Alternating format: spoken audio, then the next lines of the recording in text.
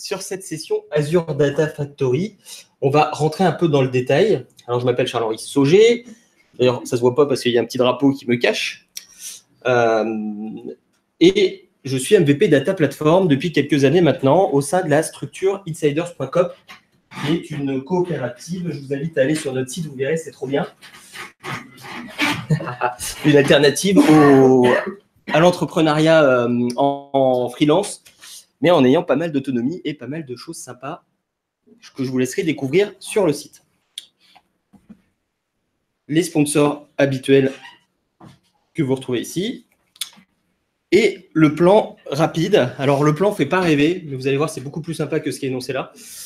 Je vais déjà vous présenter de façon un peu générale Azure Data Factory parce que c'est nécessaire pour ceux qui n'auraient pas éventuellement le vernis qui va avec. Ensuite, je vais vous parler d'un petit débat qu'on peut avoir avec cet outil-là qui est est-ce que c'est de l'ELT ou de l'ETL, de Dataflow et de l'approche DevOps qui va avec Azure Data Factory. Qui n'a jamais fait d'Azure Data Factory ici? Une bonne partie, donc j'ai bien fait de faire une présentation générale. Qui pense en faire dans les années, dans les semaines qui viennent, dans les mois qui viennent? Ok. C'est un peu je vais arrêter de bouger parce qu'avec le bruit que je fais en marchant. Donc, du coup, Azure Data Factory, c'est un peu le remplaçant d'SSIS, d'SQL Server Integration Runtime, mais dans Azure. La première slide qui attaque un peu direct, je ne vais pas faire beaucoup de slides, j'en ai pas beaucoup. Donc, Azure Data Factory, c'est dans le cloud de Microsoft, dans Azure.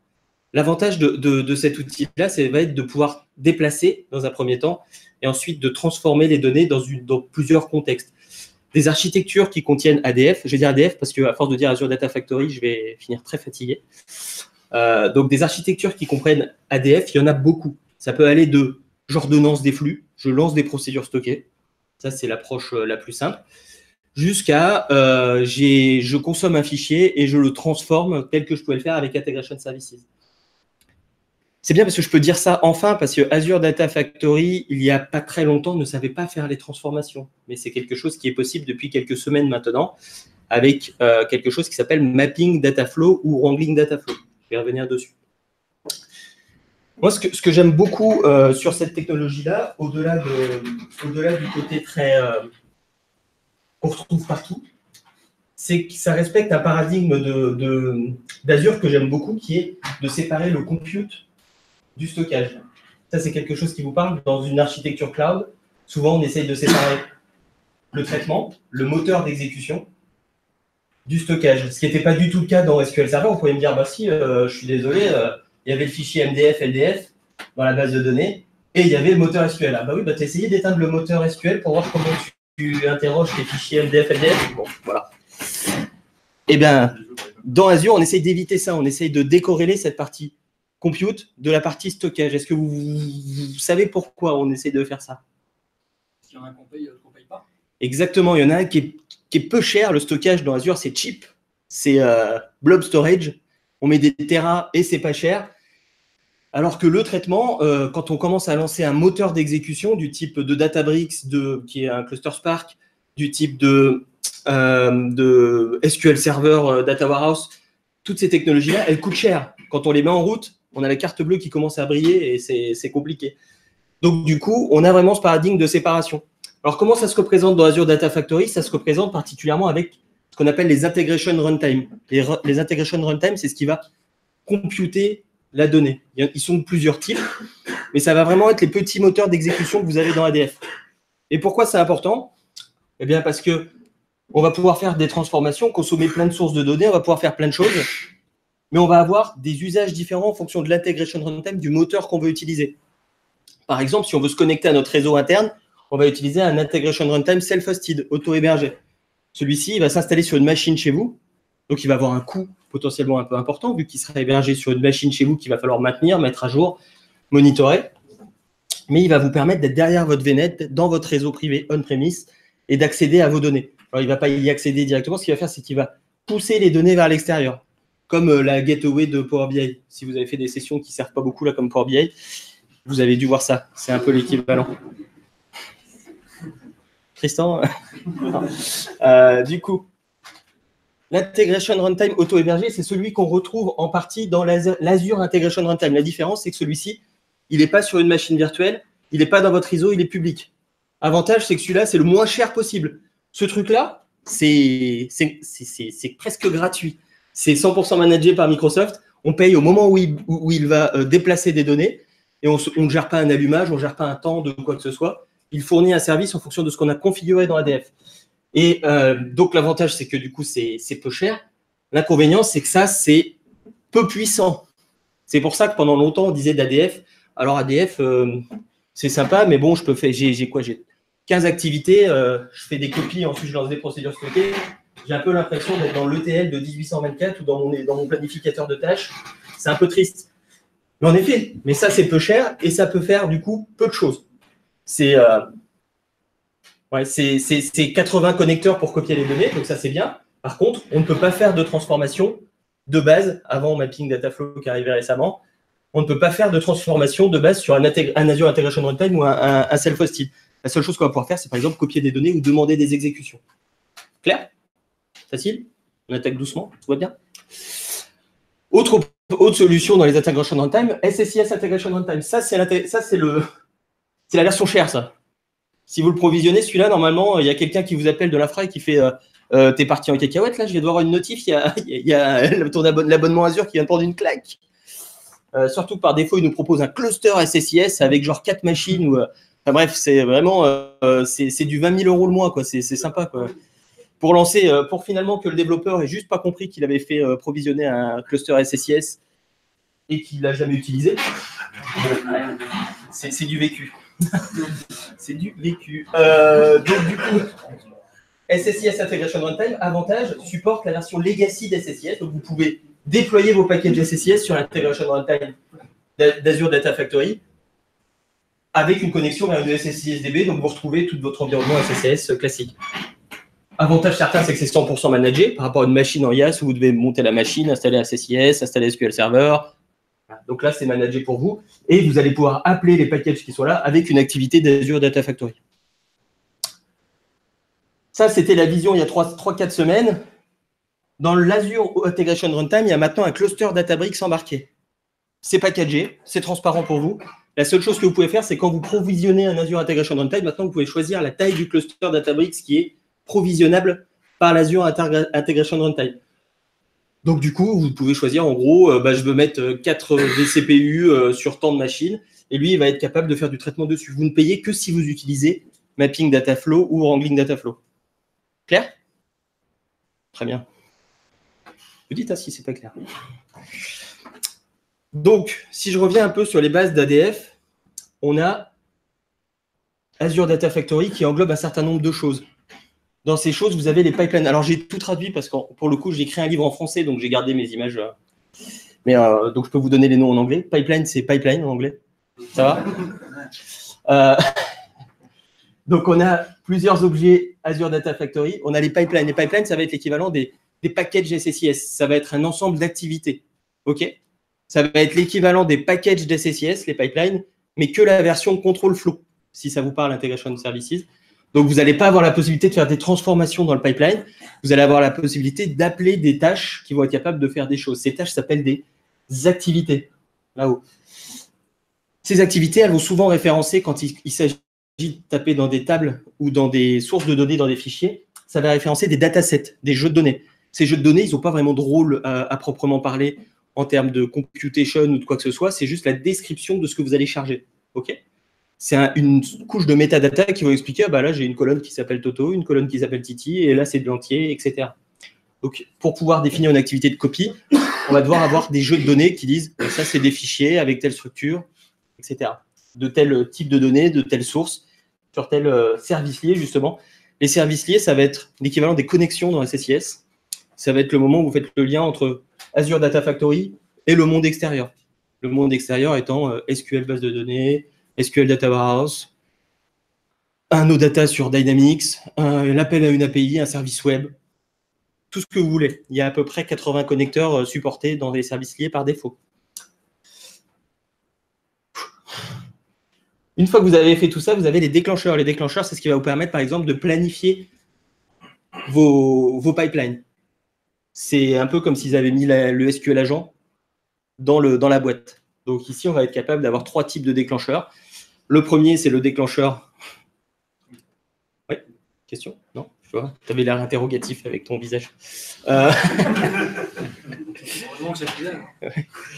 Donc, dans les types de déclencheurs, 3 types de déclencheurs. Le premier, le déclencheur de planification, le schedule trigger, qui permet de définir à un intervalle régulier, on va exécuter un pipeline classique, standard, assez similaire à ce qu'on a dans l'agent.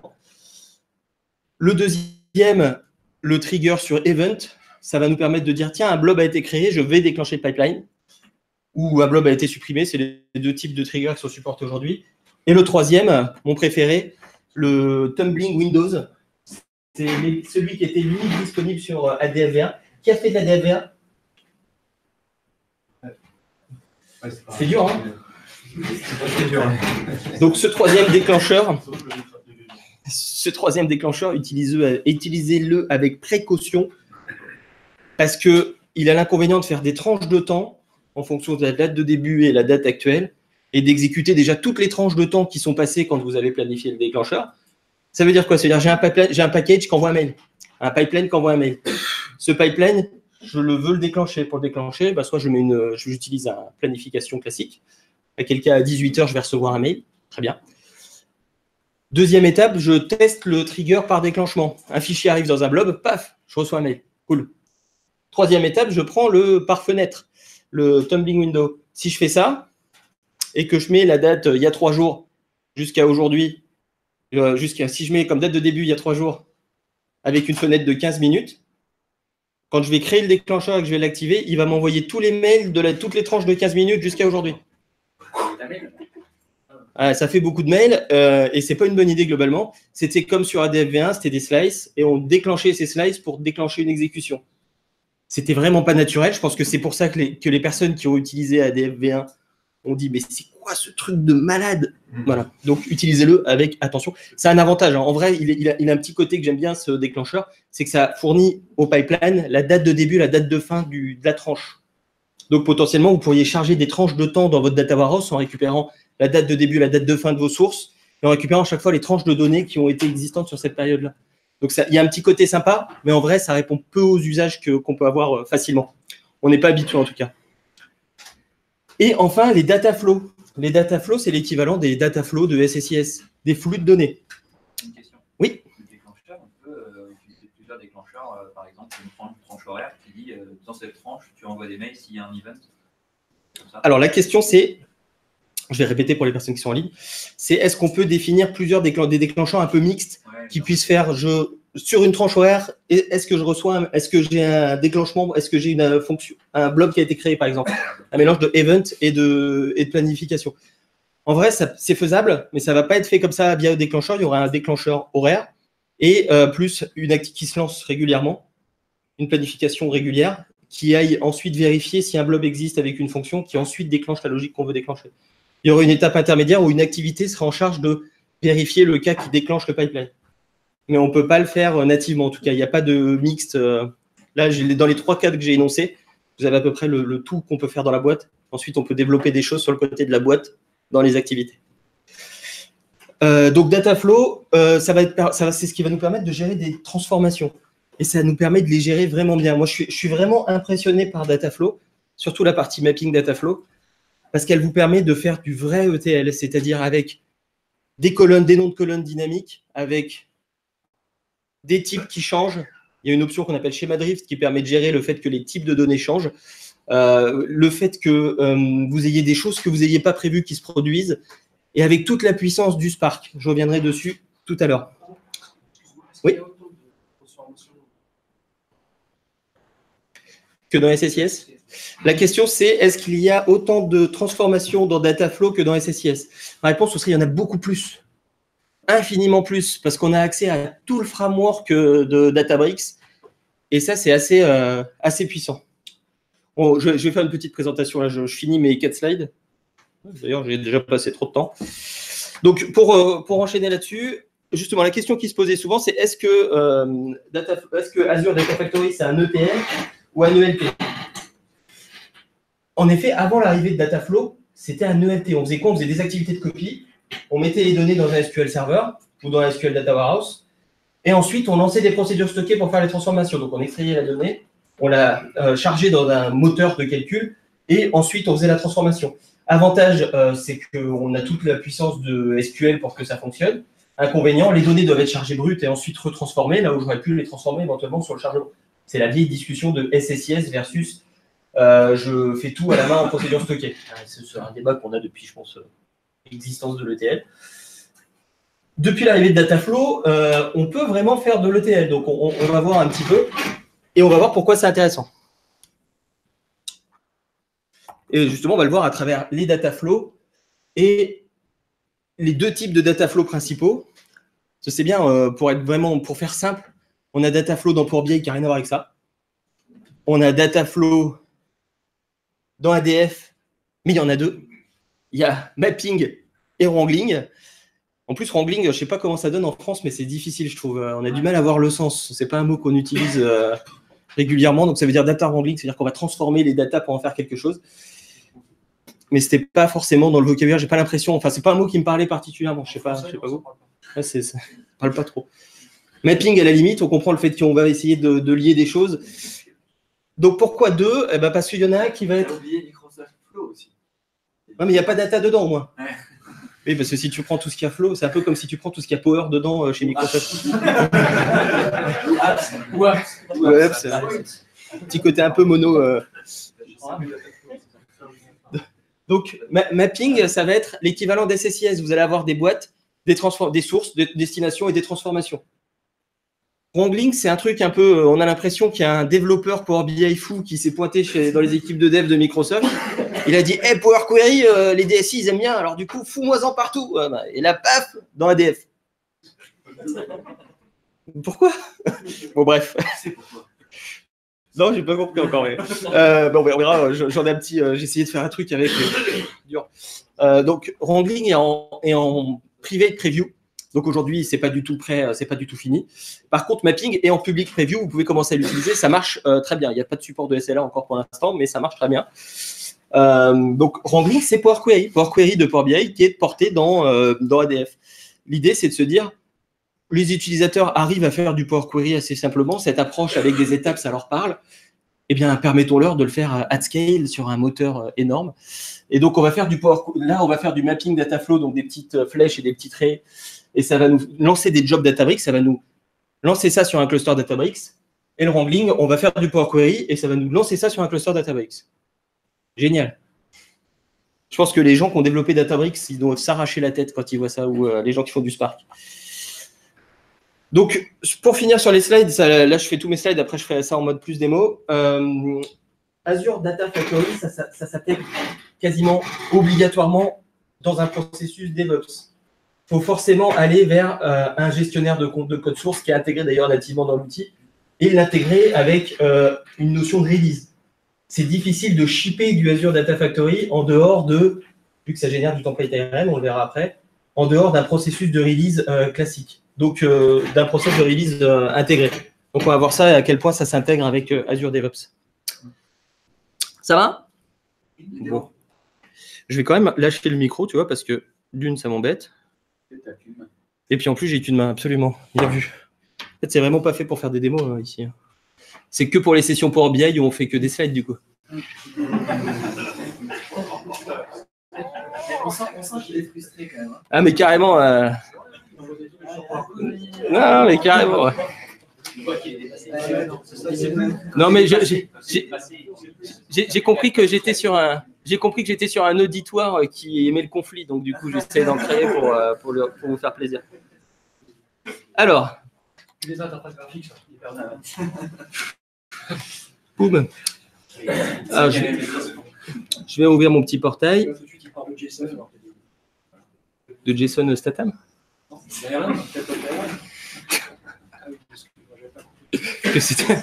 C'est une blague un peu douteuse. Et que j'affectionne particulièrement. Par contre, Charlie, est-ce que tu peux t'asseoir parce qu'il y a une partie de l'écran qu'on voit pas en fait. Comment ça? Dictée grand. Ah, c'est sympa ça. Alors, le portail Azure, ça vous parle? Ouais. Alors, si ça ne vous parle pas, on va manquer un peu de prérequis. Le portail Azure, ça permet de provisionner une ressource qui s'appelle Azure Data Factory. Donc, une Data Factory. De données en français, parce que si tu tapes Azure Data Factory dans le portail français, tu ne vas pas le trouver. Fabrique de données en français. Absolument. Non, mais ça dépend. Moi, ça permet les deux. Ça a été traduit. Le micro, il me gêne. La bouteille d'eau, d'accord. Alors, quand on arrive ici, il nous propose de cliquer sur Author et Monitor. En fait, ça lance un site qui s'appelle adf.azure.com que vous pouvez d'ailleurs appeler directement sans avoir besoin de passer par le portail. Si vous êtes uniquement développeur ADF et que vous n'avez pas envie de vous embêter avec toutes les ressources qui sont dans le portail, vous allez sur adf.azure.com et vous avez la possibilité de choisir les ADF auxquels vous avez accès. Donc, c'est un portail qui est fait pour vous. La question que vous pourriez vous poser si vous êtes un peu développeur, mais plutôt que d'utiliser le portail, est-ce que je ne pourrais pas faire du Visual Studio? Non, sur la version 2. Voilà. Oui, après, du coup, si je n'avais pas Internet comme certains, avec Visual Studio, j'aurais pu faire une démo. Là, je vais avoir du mal. C'est pas évident. Après, il y a des émulateurs. Sur la majorité des ressources d'Azure, on a la possibilité d'avoir du stockage émulé. Je peux faire des Azure Functions sans avoir besoin d'Internet. Mais je ne peux pas faire du ADF sans Internet. Il faut le savoir. Malgré tout, si vraiment vous aimez bien coder, il y a plusieurs moyens de faire de l'Azure Data Factory. Ça, c'est un des frontaux, c'est le portail. Vous pouvez le faire aussi en C#. Vous pouvez auto-générer de l'Azure Data Factory en C#. Est-ce que certains d'entre vous ont utilisé le BIML, le BIML? Ah, quand même 3 personnes. 4. Le BIML, l'idée, c'était quoi? C'était SSIS, c'est sympa, mais est-ce que je vais vraiment passer ma vie à mettre des boîtes sur un écran tout bugué et à chaque fois qu'une métadata change dans ma source, je suis obligé de rouvrir le package et le relivrer? Voilà. Et donc, il y a des gens qui se disent mais si j'auto-générais mes packages avec un langage donné, je regarderai ce que c'est ma source et je générerai les packages qui vont bien. Donc, ça, c'était à l'époque d'SSIS. Avec ADF V1, on avait un éditeur dans Visual Studio. Avec ADF V2, on a plusieurs SDK pour générer de l'Azure Data Factory. On a la possibilité de le faire en C#, en Python, en REST API. Vous pouvez faire tous vos packages en REST API, tous vos pipelines. En REST API, il en manquait. PowerShell, merci. Je me demandais. Je pensais qu'il y avait Christophe pour me le rappeler, vu que je pensais qu'il y avait un DBA dans la salle. Comme quoi on peut dire du mal sur tout le monde, hein, c'est génial. Donc du coup, quand vous êtes sur le portail qui est l'outil privilégié par Microsoft, clairement quand on voit la documentation, l'intégration qu'on est faite avec les outils de versionning, le portail, c'est l'outil privilégié. Vous avez un petit assistance qui arrive déjà via la page d'accueil qui vous dit, tiens, si tu mettais en place un code repository, en effet, faire de l'ADF sans code repository, ça veut dire qu'on développe directement sur le service et que si jamais vous êtes en train de développer, que vous voulez faire publish sur le service, on va voir comment ça se présente, et que votre pipeline ne fonctionne pas, c'est-à-dire qu'il ne compile pas globalement, qu'il n'est pas capable de s'exécuter parce que vous avez commencé la source, une transformation, et vous n'avez pas mis la destination. Si vous êtes directement sans repository, vous ne pourrez même pas enregistrer vos changements. Donc, ça va être un peu la tristesse totale. Ah, j'ai passé 3 heures. Merde, il y a un truc qui ne marche pas, je ne peux pas enregistrer, il faut que j'y aille. Attends, j'éteins pas mon PC, paf, je le rallume, le jeton d'authentification expiré. Bon, c'est pas grave, on recommencera. Si vous êtes comme moi, consultant, vous êtes content parce que vous avez facturé 3 jours pour faire un truc que vous auriez pu faire en une demi-journée. Si vous êtes interne, vous faites du code repository.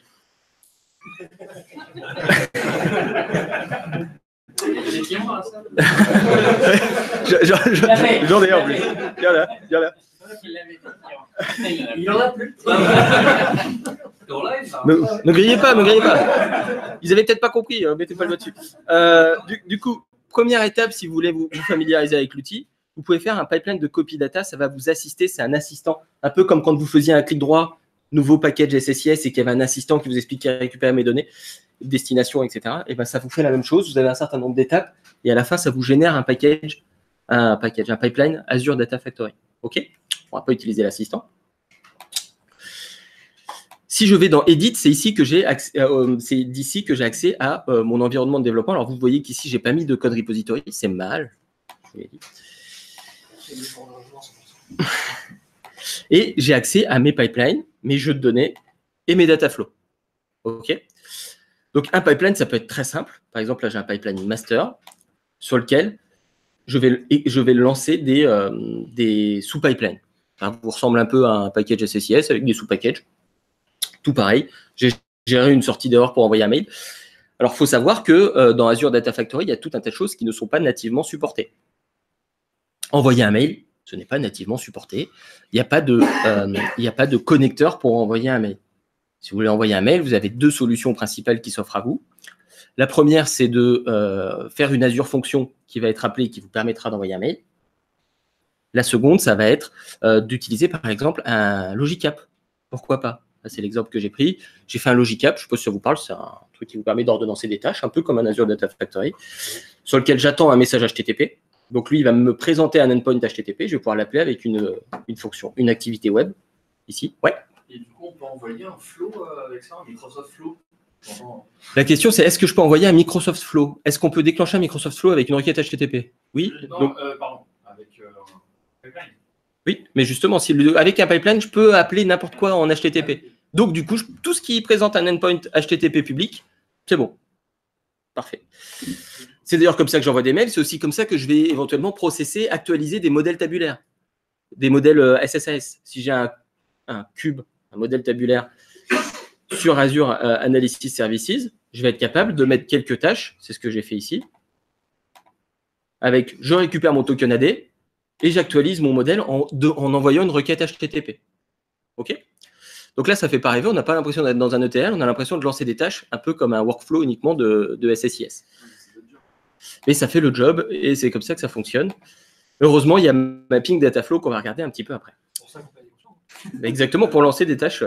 Alors moi, ce que je recommande plutôt vis-à-vis de ça, c'est plutôt d'avoir les consultants juste pour lancer directement la main. Pourquoi faire du ADF quand on peut directement faire exécuter les requêtes HTTP? Une bonne formation Postman, tu mets le mec, tu dis, bon, bah là, tu lances l'onglet 1, l'onglet 2, l'onglet 3. Ça, c'est bien. Puis, idéalement, on lance ça dans un pays où le salaire n'est pas élevé et c'est encore moins cher que ça de l'ADF.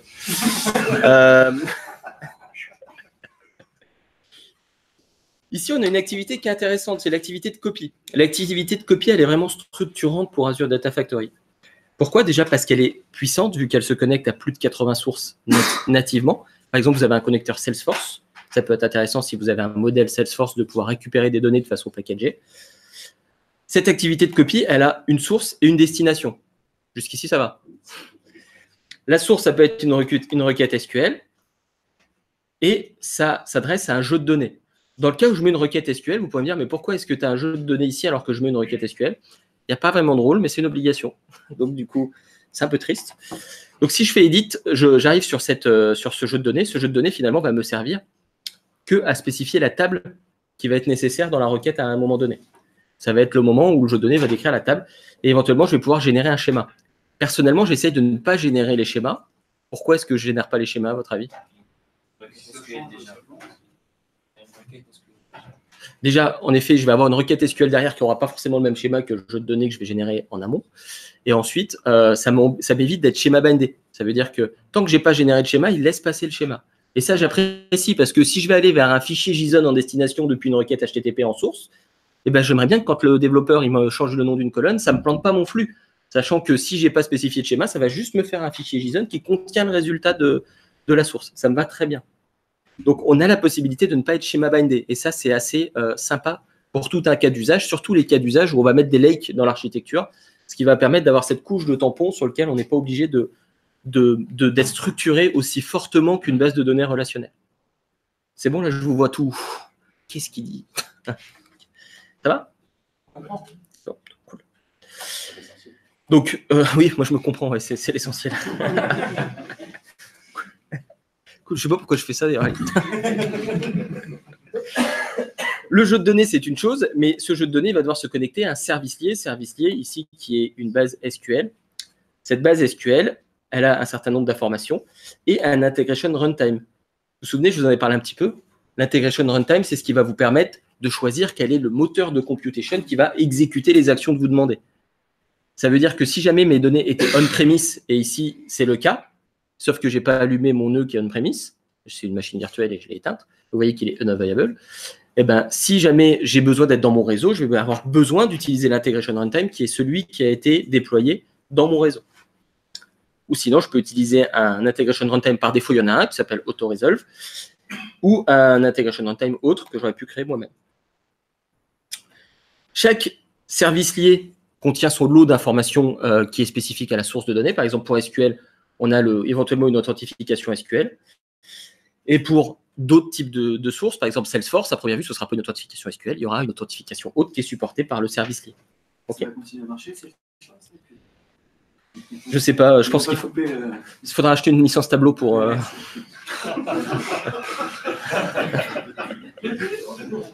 D'ailleurs, ça va côté Power BI, vous avez rassuré ou pas? C'est même une très bonne nouvelle, moi, je pense. Ah bon? Oui, il y a de la concurrence. C'est vrai que ça manque un peu. Il faudrait qu'on aille faire des sessions chez Tableau ou chez... ce serait cool. Donc, ce qu'il faut comprendre, c'est que quand vous êtes dans un pipeline, vous avez un certain nombre d'activités qui sont là. Il n'y en a pas tant que ça, des activités nativement supportées. Et que là, si je regarde déjà dans les Move and Transform, ce qui devrait quand même être le cœur de l'outil, si on pense que c'est un ETL, vous avez deux tâches, deux activités. La première, c'est la copy data que je vous ai présentée avec source-destination, avec un support étendu de beaucoup de sources et de beaucoup de destinations. Et la seconde, c'est le data flow. Et c'est clairement dans le data flow qu'on va avoir une logique un peu plus avancée pour faire des transformations. C'est là qu'on va avoir de nombreuses tâches. Après, vous avez la possibilité d'utiliser d'autres choses. Par exemple, moi, celui-ci me fait bien rêver. Si un jour, vous voulez lancer du PowerShell, et ça, j'ai déjà vu aussi dans Azure Data Factory, vous dire, ah bah, ça va, PowerShell, c'est Microsoft. Azure Data Factory, c'est Microsoft, il doit y avoir une activité. L'activité qui s'y prête le plus, alors c'est soit l'Azure Function avec la possibilité de faire du PowerShell dans Azure Function, mais si vous voulez vraiment lancer un PowerShell, un PS1, vous pouvez le faire avec ça. Batch Service. Batch Service, ça vous monte un pool de machines Windows sur un Azure Batch.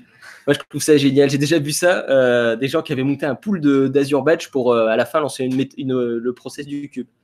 Et donc là, il y a un cluster de machines Windows qui est là pour assurer. Là. C'est ce que tu as dans la doc. Bah, bravo. Oui, alors moi, je trouve ça un peu violent. Personnellement, je suis plutôt team Azure Function. Parce que... Mais c'est toujours marrant de savoir que Azure Batch permet de lancer en effet n'importe quoi. Mais c'est peut-être un peu sortir une méga enclume. Le problème de Azure Function, ça dépend si tu fais un appel et que c'est décorrélé, que c'est asynchrone, mais sur un appel synchrone, alors ils ont augmenté la durée, mais initialement c'était à 15 minutes. Alors du coup, en effet, tu rentres dans le technique tout de suite, là, c'est super spécifique. La question c'est, oui, mais Azure Function, ça a un timeout qui est maximum 15 minutes.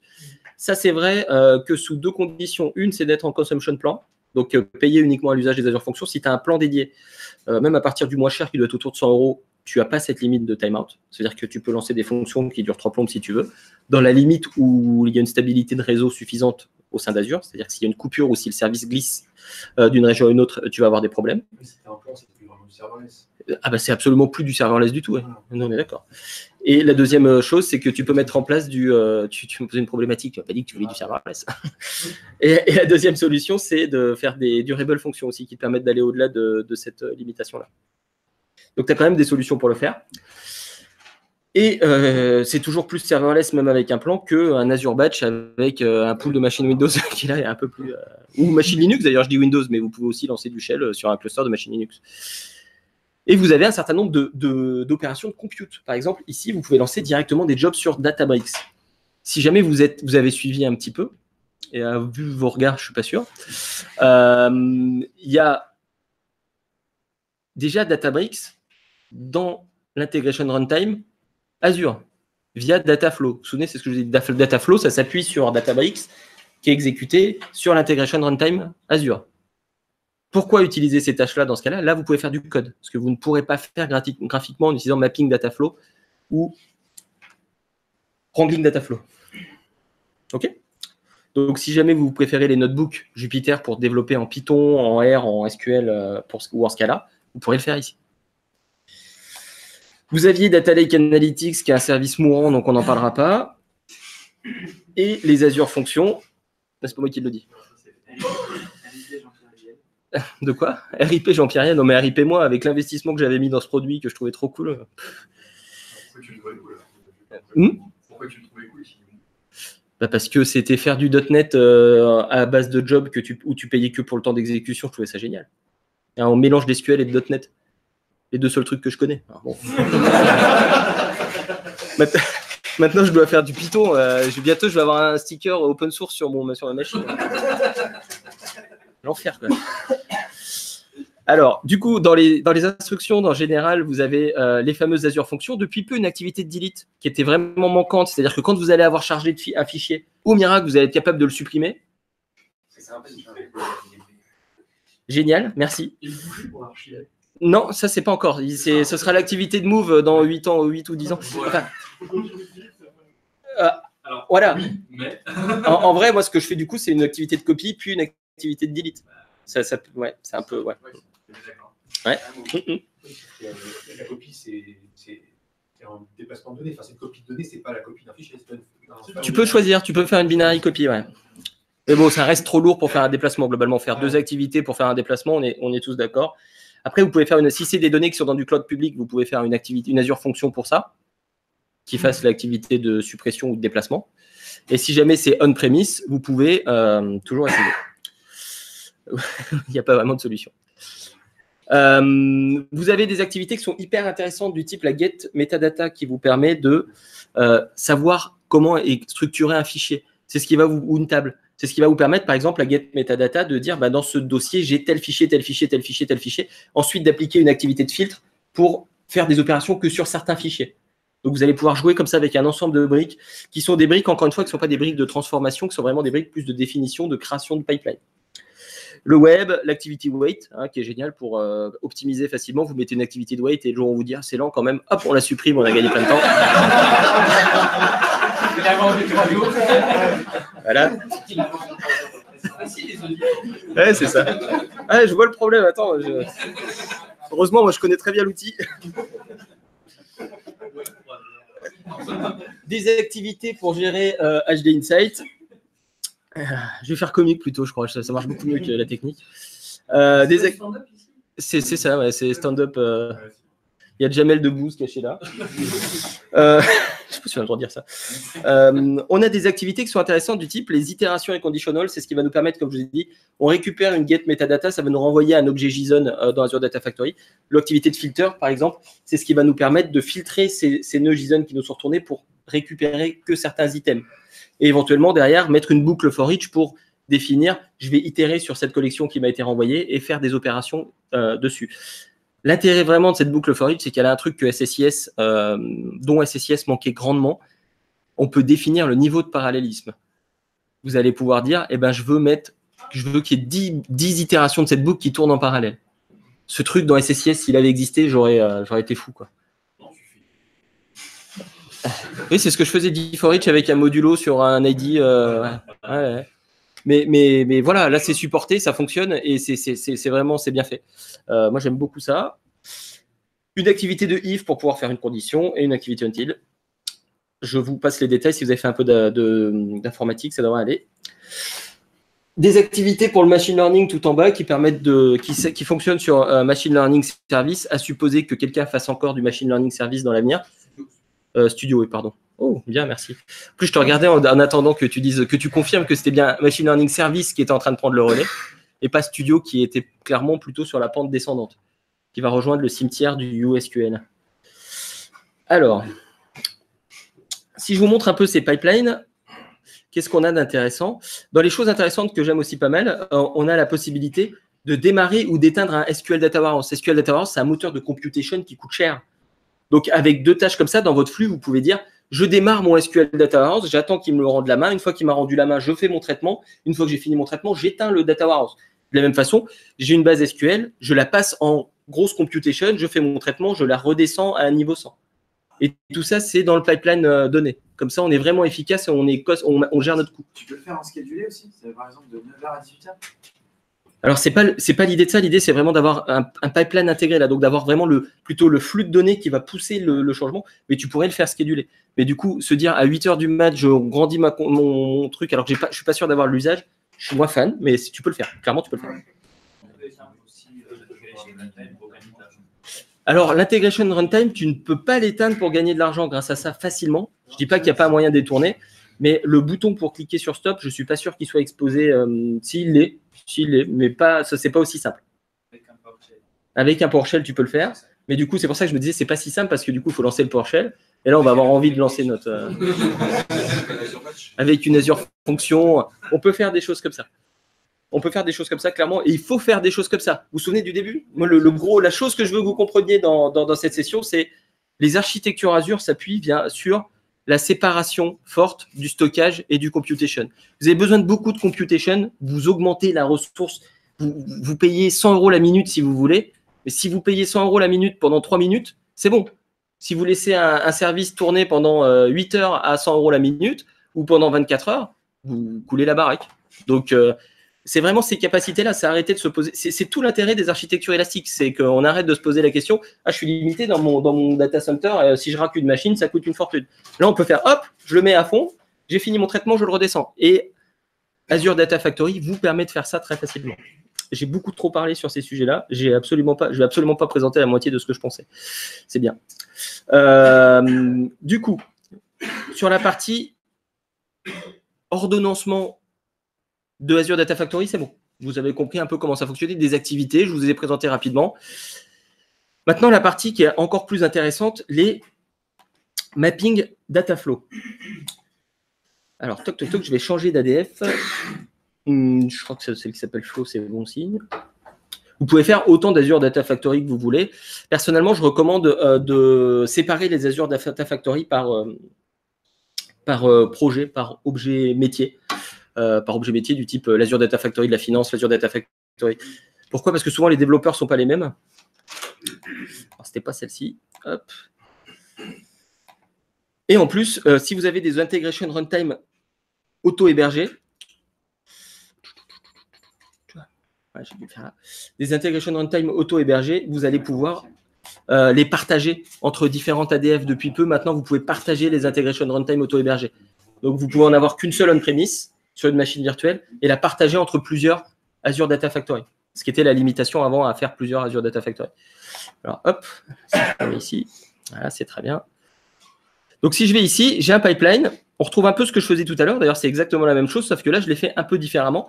Au lieu d'avoir des activités de copie et ensuite des exécutions de procédures stockées, ce que j'avais dans le schéma de tout à l'heure, j'ai mis des data flows. Par exemple, pour charger la dimension géographie, une dimension simple, SCD1, si ça vous parle, eh bien, j'ai pu refaire mes petits dessins comme j'aimais bien dans SSIS. J'ai des petites flèches et tout. Un truc que j'aurais dû lancer, mais je vais le lancer tout de suite. Pour pouvoir débugger, il faut lancer un cluster Databricks. Donc, je vais mettre le débugger. Il y en a pour 15 minutes. On est bien.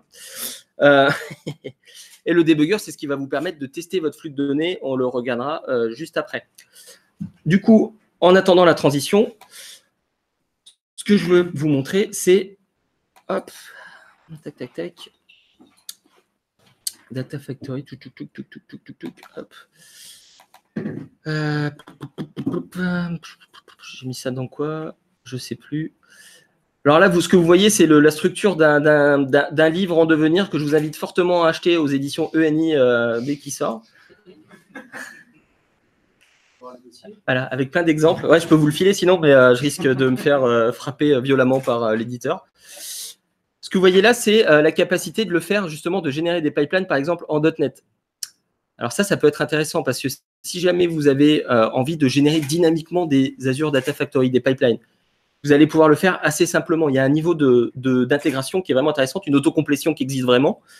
Et ça vous permet, par exemple, de créer via le SDK.NET, vous mettez toutes les informations qui vous vont bien, donc le tenant ID, les authentifications key, les informations pour s'authentifier, et vous pouvez créer en quelques lignes de code une Data Factory.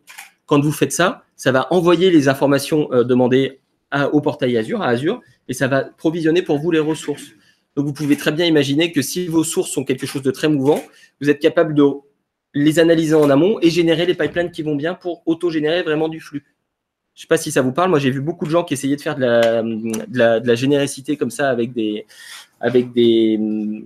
packages SSIS. Ça finissait avec des expressions infâmes, des tables de paramétrage dans tous les sens. Ce n'est pas une mauvaise façon pour faire du Azure Data Factory d'utiliser le SDK. Je trouve ça assez intéressant comme fonctionnalité. Alors, est-ce que j'ai meublé assez longtemps? Absolument pas. C'est pas grave. J'ai encore de quoi meubler un petit peu. C'est quoi la principale différence entre les Wrangling Dataflow et les Mapping Dataflow? Tu l'as dit en introduction, peut-être? Ouais, mais du coup, Wrangling Dataflow, si je te le montre ici, Mapping Dataflow, c'est celui-ci à base de flèches. Donc, on a une source et des transformations possibles. Tu vois que j'ai tout ce qu'on retrouvait. On me demandait tout à l'heure, est-ce que j'ai accès à la même chose, à plus ou moins de transformations que SSIS? Très bonne question. Mais on voit que là, je retrouve pas mal de composants d'SSIS. Nouvelle branche, join, conditional split, les exists, les unions, les lookups, les colonnes dérivées, les agrégations, les pivots, les unpivots, la possibilité de filtrer, de sorte, etc. Sauf que dans SSIS, quand je faisais une formation, la plupart du temps, la première chose que je disais, c'est si vous faites un sort dans SSIS, vous allez en prison direct. Là, c'est moins vrai. Derrière, on a un moteur qui s'appelle Databricks. C'est basé sur Spark. Vous n'avez pas tout à fait la computation du stagiaire qui a développé le moteur de transformation d'SSIS. Ouais, tu te retrouves. Ouais, là, c'était le deuxième audit. Ça, après, on va enlever le weight. Tu fais, là, je vais enlever tous les sorts que j'ai vite. Tu vas voir, là, ça va déboîter. On va les faire côté SQL en source, ça va aller mieux. Donc, du coup, on a cette possibilité-là. Dans les éléments qui sont vraiment super, super intéressants et qui me font vraiment aimer cet outil et faire que je l'adopte volontiers. Quand vous avez une destination, vous n'avez pas qu'une destination classique telle que vous l'aviez avant. En plus de porter les informations de schéma du type nom de colonne, type de colonne que vous avez dans un flux de données classique, il y a une autre information qui est portée par les flux de mapping Dataflow, c'est les politiques de mise à jour. Ça, je trouve ça juste fantastique. Ça veut dire que je vais être capable de flaguer mes lignes pour dire cette ligne doit être mise à jour, cette ligne doit être une insertion, cette ligne doit être une suppression.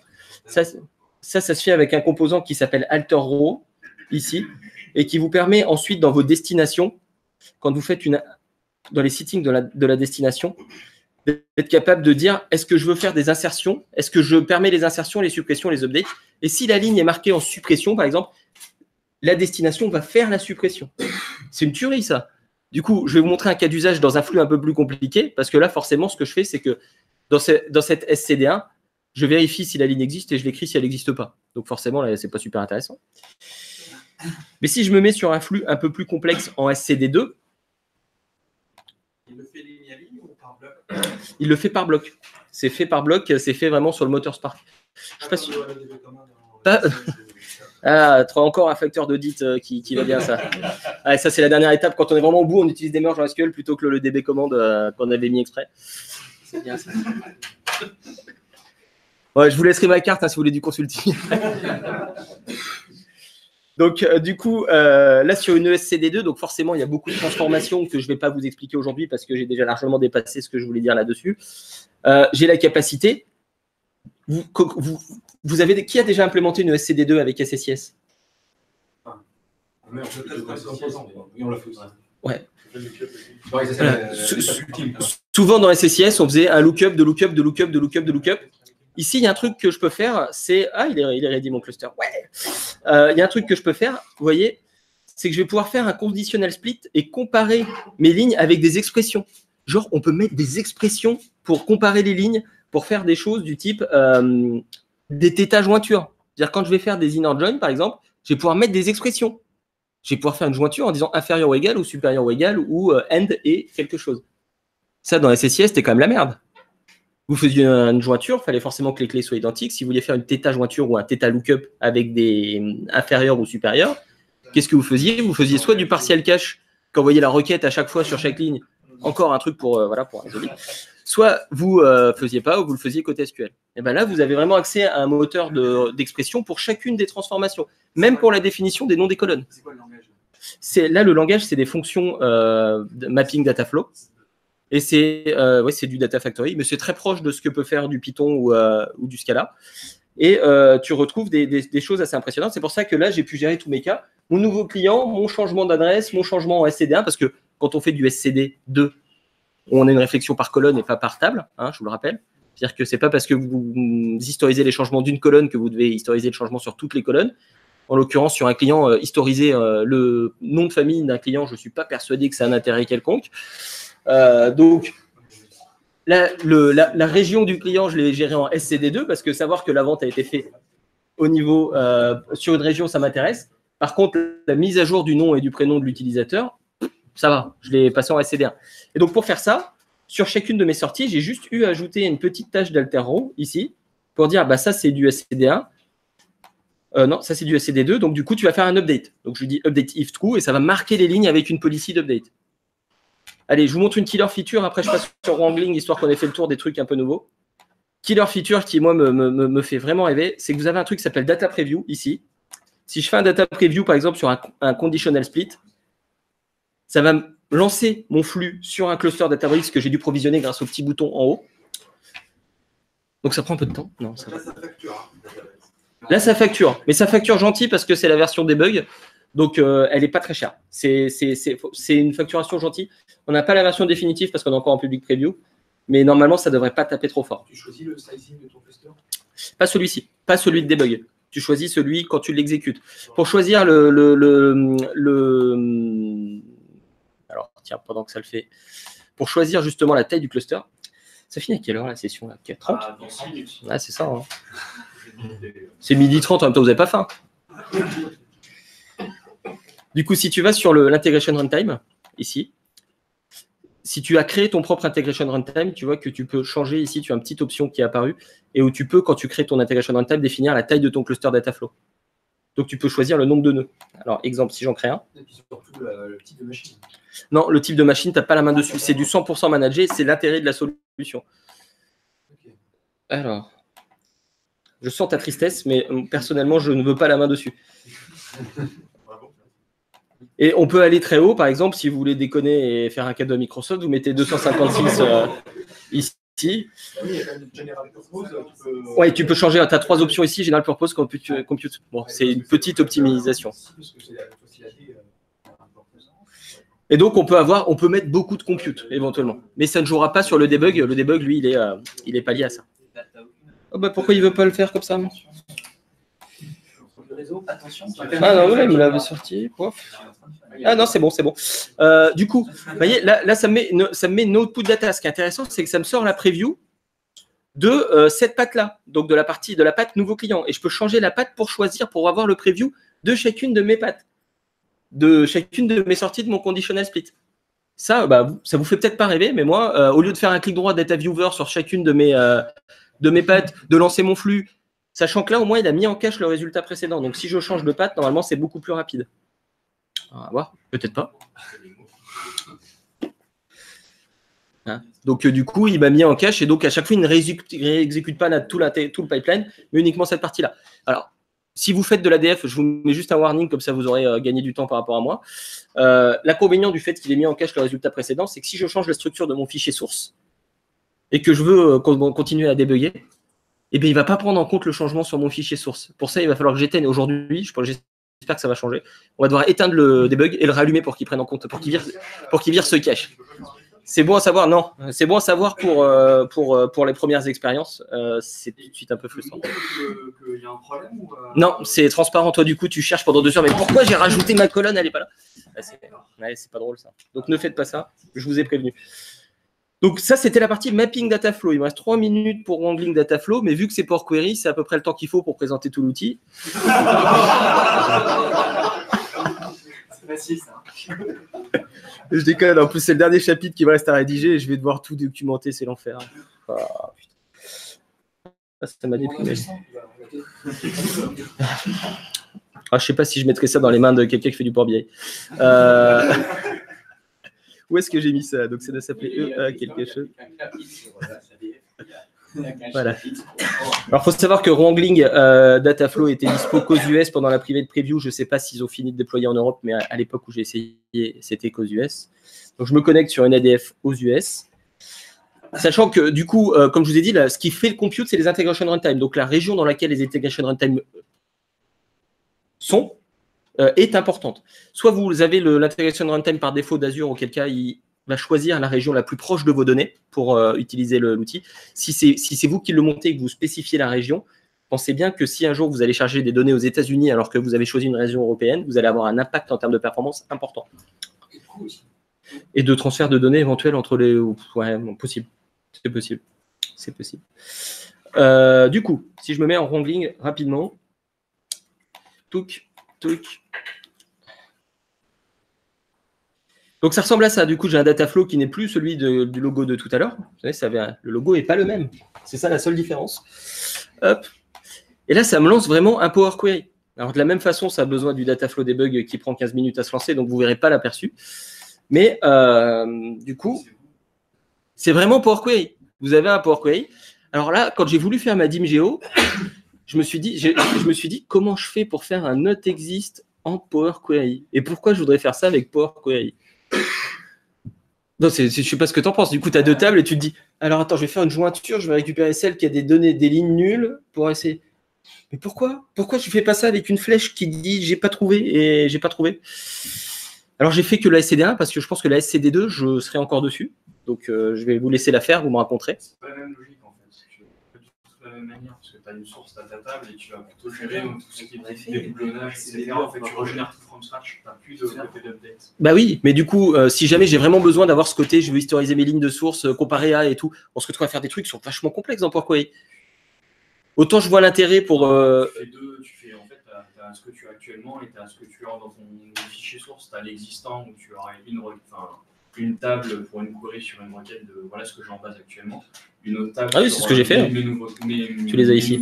Une nouvelle source. Bah voilà, et tu fais les merges et voilà. Sauf que du coup, j'ai pas vraiment le truc, je peux juste regarder si ça existe et me sortir. Enfin, je suis obligé de rajouter une colonne, de mettre un filtre à la suite dans les étapes. Tu fais un merge, ta colonne, ça va t'envoyer une table qui va plus ou moins être vide et tu as les fonctionnalités qui vont être for each, pour les lanes, tu fais un select row en fait. Et tu sélectionnes que selon des conditions. En tout cas, je suis ravi. Je vois que ce sera un outil utilisé et ça, c'est bien l'essentiel. Peut-être pas pour moi. Bah tiens, mais regarde, j'ai même auto-généré ma clé parce que du coup. Attends, j'ai fait encore plus fort. J'ai auto-généré ma clé en reprenant les éléments existants parce qu'il fallait pas que c'est une identity, donc il fallait bien que je reparte de la dernière ligne. J'ai fait un max en Power Query. Bref. Donc, carrément. Le côté positif de ça, c'est que ça permet d'avoir plusieurs frontaux pour le confort des devs pour générer. N'oublions pas, c'est ça l'objectif du Databricks at scale. Ça veut dire que là, aujourd'hui, ce que j'ai fait en Power Query ici, je peux le mettre sur un fichier d'un pétaoctet de données. Si j'ai le cluster qui va bien en face, ça va être capable de computer. Dans Power BI, ça va être plus compliqué. Donc, on voit le sens, on voit l'intérêt de ce genre de choses. Et en plus, si ça permet aux gens de s'y retrouver mieux, j'ai pas de débat là-dessus, c'est très bien. Dans la dernière. Derrière, là, oui. C'est beaucoup de dollars. C'est pas beaucoup de dollars, c'est 100% managé. Donc, c'est pas si cher et c'est payé que quand on l'utilise. Et c'est ça qui fait que c'est pas si cher. Dans l'absolu, c'est cher, mais en même temps, la computation, c'est cher. Mais par contre, c'est vraiment fait pour s'arrêter quand on a fini. Oui. Est-ce que tu as déjà fait l'exercice de sizer une plateforme ADF en utilisant par exemple la calculette dans Azure? Oui. Parce que j'ai l'impression qu'il y a plein de paramètres qui ne sont pas forcément présents dans la calculette. Ça dépend de ce qu'on va utiliser, etc. Très complexe. La question qui est posée pour l'enregistrement, c'est est-ce qu'on comprend quelque chose à la calculatrice d'Azure sur Azure Data Factory? C'est pas évident. Il y a beaucoup de paramètres extérieurs. En particulier, on parle de data movement unit qui sont facturés. Donc, va estimer la quantité de data qui va transiter dans mon tuyau. Il y a en plus, les services de Dataflow ne sont pas encore, la calculatrice n'est pas adaptée pour prendre en compte ces workloads-là. Donc non, c'est compliqué. C'est compliqué. La meilleure chose à faire, c'est d'estimer, c'est d'essayer pendant un mois avec un workload donné et puis de faire une projection sur l'usage par la suite.